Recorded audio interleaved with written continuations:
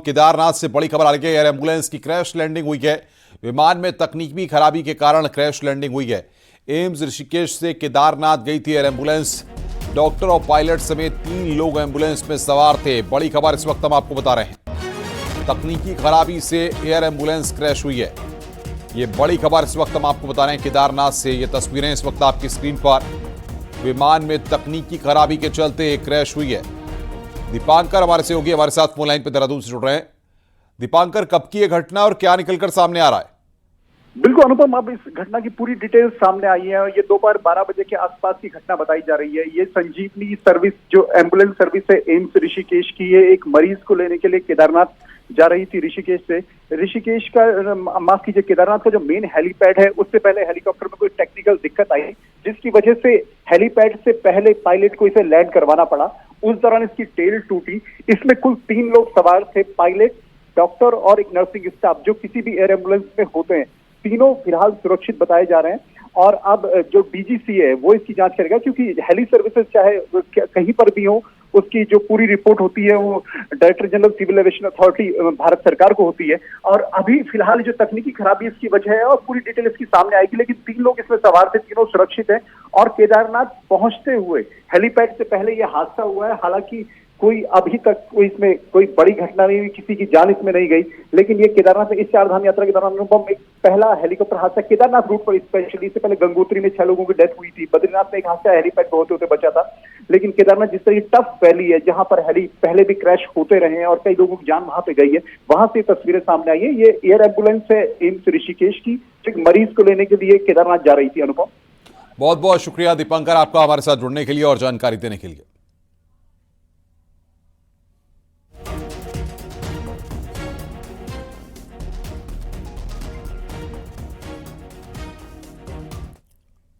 मुख्यमंत्री योगी आदित्यनाथ ने आयुष विभाग की समीक्षा बैठक की है। सीएम योगी ने आयुष विभाग के अधिकारियों को दिशा निर्देश दिए हैं। तो वो सीएम योगी आदित्यनाथ ने आयुष विभाग की समीक्षा बैठक की अधिकारियों को दिशा निर्देश दिए हैं। सीएम योगी ने आयुष विभाग की समीक्षा बैठक की है। आयुष विभाग के अधिकारियों को निर्देश दिए गए हैं। ये इस वक्त की बड़ी खबर हम आपको बता रहे हैं।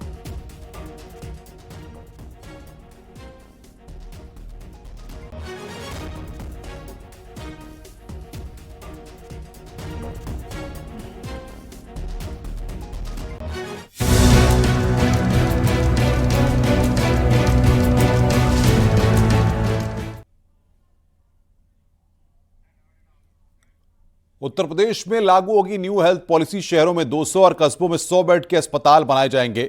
20 जिलों में जमीन आवंटन की प्रक्रिया हुई शुरू। योगी सरकार ने स्वास्थ्य सेवाएं बेहतर करने के लिए न्यू हेल्थ पॉलिसी को जल्द तैयार करने के निर्देश दिए हैं। मुख्यमंत्री योगी आदित्यनाथ अब उत्तर प्रदेश में इलाज की तस्वीर बदलने जा रहे हैं। सरकारी अस्पतालों में भी अब लोगों को बड़ी बीमारियों का इलाज पास में ही मिलेगा। इसके लिए सरकार एक नई स्वास्थ्य नीति लेकर आ रही है, जो अगले 5 साल तक लागू रहेगी। खास बात यह है कि सरकार अब इस सेक्टर में निजी निवेश को बढ़ावा दे रही है, ताकि सुपर स्पेशलिटी सुविधाएं गांव और शहरों तक पहुंच सकें। मुख्यमंत्री योगी आदित्यनाथ ने हाल ही में स्वास्थ्य विभाग के वरिष्ठ अधिकारियों के साथ बैठक कर इस पॉलिसी को अंतिम रूप देने के निर्देश दिए हैं। इस नीति के जरिए सरकार ने तय किया है कि प्रदेश के हर जिले में 100 से 200 बेड वाले आधुनिक अस्पताल बनाए जाएंगे।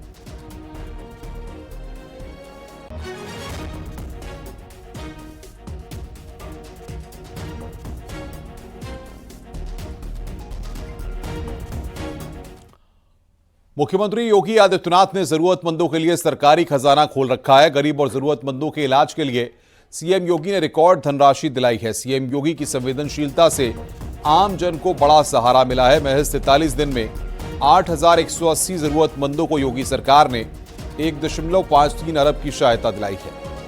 1 अप्रैल से 13 मई के बीच यूपी के लोगों को यह मदद दिलाई गई है, जिनमें किडनी के 246 मरीज, कैंसर के 875 मरीज और हार्ट से जुड़े 98 मरीजों को मदद दी गई है।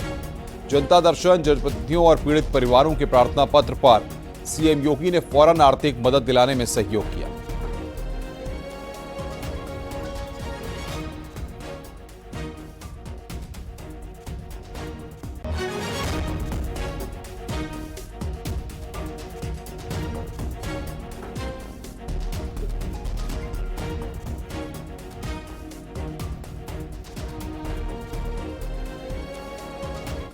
पंडित दीनदयाल उपाध्याय जी की संकल्पना थी कि विकास तभी पूर्ण होगा जब समाज के अंतिम छोर पर खड़े व्यक्ति तक बुनियादी सुविधाएं पहुंचेंगी।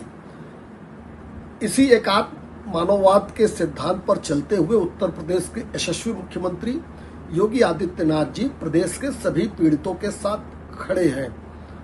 महज 43 दिनों के अंदर 8,180 रोगियों को सहायता प्रदान किया है। योगी आदित्यनाथ जी की सरकार ने 1.53 अरब रुपए से इन रोगियों में हृदय रोग से संबंधित व्यक्ति, कैंसर से पीड़ित व्यक्ति, किडनी से पीड़ित गंभीर प्रकृति के व्यक्ति शामिल हैं। योगी सरकार जनता के साथ पूरी तरीके से खड़ी हुई है। इसकी नजीर है दरअसल मुख्यमंत्री योगी आदित्यनाथ जनता की समस्याओं का जहां निराकरण करने के लिए अफसरों को निर्देशित करते हैं और लगातार फीडबैक भी लेते हैं, वहीं दूसरी तरफ योगी सरकार आम जनता की जो समस्याएं हैं उनके निस्तारण के लिए, चाहे वो आर्थिक लाभ से जुड़ा हुआ मामला हो, यानी कि जिनको आर्थिक जरूरत है उनको आर्थिक लाभ भी सरकार की तरफ से पहुंचाया जा रहा है, और चाहे वो इलाज के मामले में हो या जो गंभीर मरीज हैं उनको मुख्यमंत्री योगी आदित्यनाथ की तरफ से रिकॉर्ड लाभ पहुंचाया गया है आर्थिक रूप से। दरअसल मुख्यमंत्री योगी आदित्यनाथ की सरकार ने नए वित्तीय वर्ष यानी कि पिछले 43 दिनों के भीतर 8,186 मरीजों को लगभग 100 करोड़ से ज्यादा की आर्थिक सहायता दी गई है। यानी कि योगी सरकार आम जनता के साथ में जो कि बीमार हैं, जरूरतमंद हैं, लाचार हैं और उनके पास इलाज के लिए पैसा नहीं है, उनको आर्थिक सहायता के लिए मुख्यमंत्री योगी आदित्यनाथ ने अपना खजाना खोल रखा है। कैमरामैन गोपी गिरी के साथ संकेत Mishra, news 18 Lucknow. UP Congress mission 2027 की तैयारी में जुट गई है। कांग्रेस हाईकमान उत्तर प्रदेश में कांग्रेस के हर एक संगठन को एक्टिव करेगा। अगले 100 दिनों में कांग्रेस 1,62,000 से ज्यादा बूथ कमेटियों का गठन करेगी। 132 जिलों और शहरों में 832 ब्लॉक, 8,133 न्याय पंचायत, 1,62,000 बूथों पर मजबूत संगठन खड़ा करेगी। लखनऊ में एक संगठन सृजन कार्यशाला का आयोजन किया गया है, जिसमें कांग्रेस के राष्ट्रीय और प्रदेश स्तर के कई वरिष्ठ नेता शामिल हुए।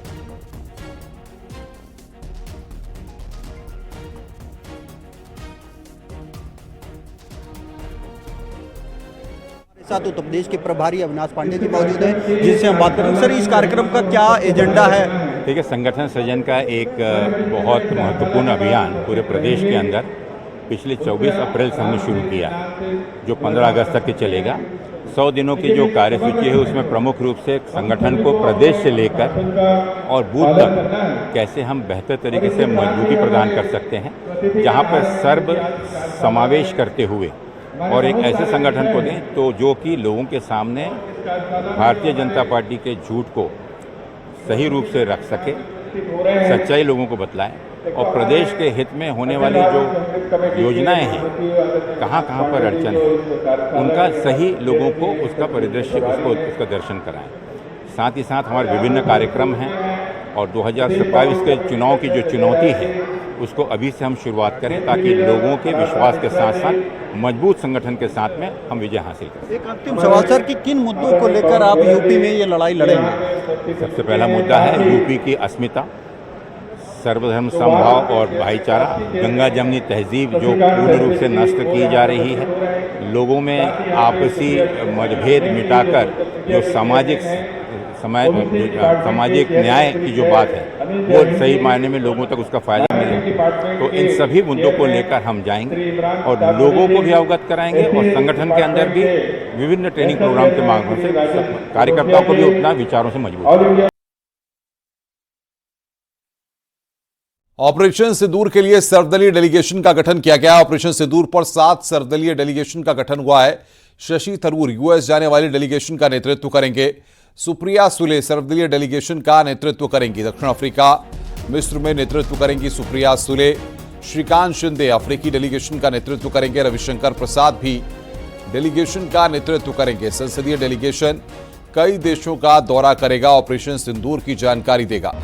डेलीगेशन में आपको बता दें कि संजय झा, करीमोजी भी डेलीगेशन का नेतृत्व करेंगी। बैजयंत पांडा भी डेलीगेशन का नेतृत्व करेंगे।